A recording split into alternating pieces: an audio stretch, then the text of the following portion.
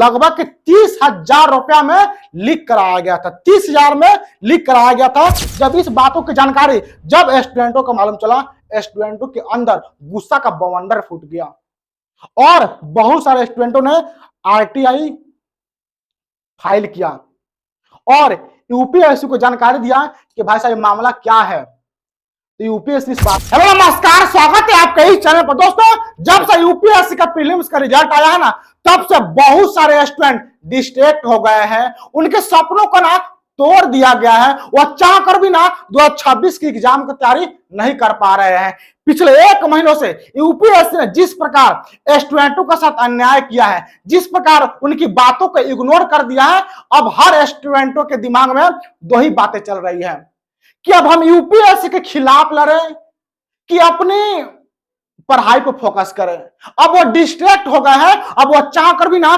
2026 की एग्जाम की तैयारी वो नहीं कर पा रहे हैं। इन सभी के बावजूद यदि हम यूपीएससी के खिलाफ बोल रहे हैं, स्टूडेंटों के हक के लिए लड़ रहे हैं ना, तो यूट्यूब हमारे वीडियो को डिलीट कर दे रहा है। पिछले 3 दिनों से यूट्यूब पर हम वीडियो डालने के प्रयास कर रहे हैं, स्टूडेंटों की आवाज बनकर सबके सामने रखने के प्रयास कर रहे हैं, उनकी समस्याएं लोगों को दिखाने के प्रयास कर रहे हैं कि कैसे उनके साथ स्कैम हुआ है, कैसे दिल्ली में उनके साथ अन्याय हो रहा है। लेकिन यूट्यूब हमारे वीडियो को 3 दिनों से डिलीट कर दे रहा है। लेकिन एक बात जरूर ध्यान रखिएगा, जब भी स्टूडेंटों के साथ अन्याय होगा, उनके साथ कोई भी समस्याएं हुई, तो हम उनके साथ कंधे में कंधे मिलाकर चलने के लिए तैयार हैं। शायद आप लोगों में से बहुत कम लोगों को जानकारी होगा, 2022 में मेरा एक यूट्यूब चैनल था। उस चैनल पर लगभग 25,000 सब्सक्राइबर था। उस चैनल पर हम यही यूपीएससी स्टूडेंटों की समस्याओं को दिखाया करते थे, बताया करते थे कि कैसे कोचिंग वाले उनके साथ स्कैम करते हैं, कैसे उनके साथ फ्रॉड करते हैं, कैसे वो जाकर बाहर लुटा जाते हैं, कैसे एक रूम मालिक उनके साथ अत्याचार करते हैं। इन सभी समस्याओं को उस चैनल पर हम दिखाया करते थे, लेकिन लोगों का रास नहीं आया, लोगों को वह पसंद नहीं आया और उस चैनल को डिलीट करवा दिया गया। उसके बाद से 2022 से हमने यूपीएससी की तैयारी करना शुरू कर दिया और 2024 में मेरा फर्स्ट अटेम्प्ट और 2025 में मेरा दूसरा अटेम्प्ट था। दोनों बार हमने यूपीएससी के प्रीलिम्स ही उसी गुस्से में फोड़ा। अब स्टूडेंटों के साथ फिर से जो अन्याय हो रही है, हम आवाज उठाने के प्रयास कर रहे हैं, तो यूट्यूब हमारे वीडियो को अब एक एक करके हटा रहा है। ना जाने लोगों का क्या हो गया है।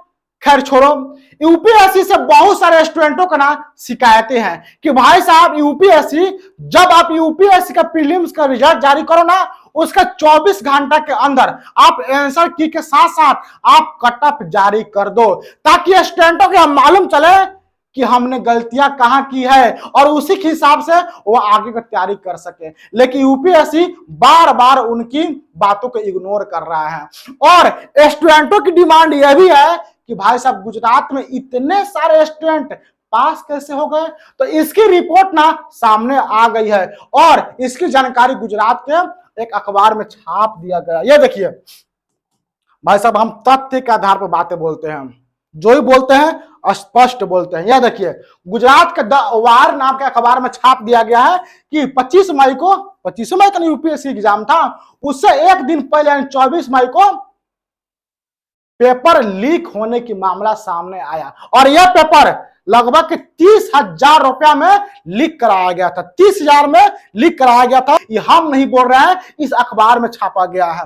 जब इस बातों की जानकारी जब स्टूडेंटों को मालूम चला, स्टूडेंटों के अंदर गुस्सा का बवंडर फूट गया।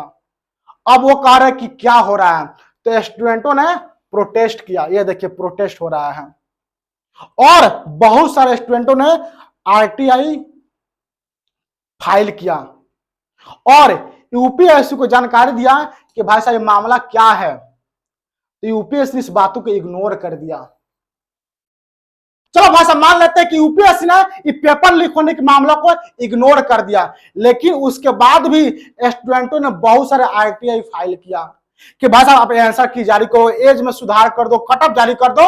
लेकिन यूपीएससी भी इस मामलों को सुधारने वाली नहीं है, कभी उनकी बातें नहीं मानने वाली है। इससे यह पूरा का पूरा स्पष्ट होता है कि स्टूडेंट कितनों एरी चुटी लगा ले, कितनों मेहनत कर ले, यूपीएससी उनके साथ हमेशा गद्दारी करती रहेगी, उनके साथ हमेशा अन्याय होता रहेगा। भारत के विदेश मंत्री एस जयशंकर कल ही विदेश यात्रा करके भारत में आते हैं और एक भाषण देते हैं। और यह भाषण पता है कल किसके सामने दे रहे थे? यह भाषण कल यूपीएससी स्टूडेंटों के सामने दे रहे थे और उसमें यह कह रहे हैं कि यूपीएससी ना एक अग्नि परीक्षा है, इसमें तन मन धन सब कुछ लगाना पड़ता है। और हाँ, यूपीएससी को एक सरकारी नौकरी की तरह मत देखो, यूपीएससी को एक देश की सेवा की तरह देखो। शायद इनको मालूम नहीं है कि इसी यूपीएससी की तैयारी करने के लिए स्टूडेंट कितने दिन रात मेहनत करने के बावजूद भी यूपीएससी उनके साथ अन्याय कर रहा है और उसी के खिलाफ लड़ने के लिए स्टूडेंट कौन सी अग्नि परीक्षा दे रहे हैं, शायद एस जयशंकर साहब आपको मालूम नहीं है इस समय। अब छोड़ो इस देश के नेतृत्व के बारे में हम क्या ही बोले। आई होप आप लोगों को सारी जानकारी अच्छा लगा होगा।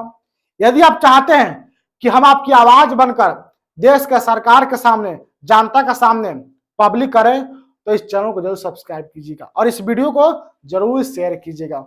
बहुत बहुत धन्यवाद।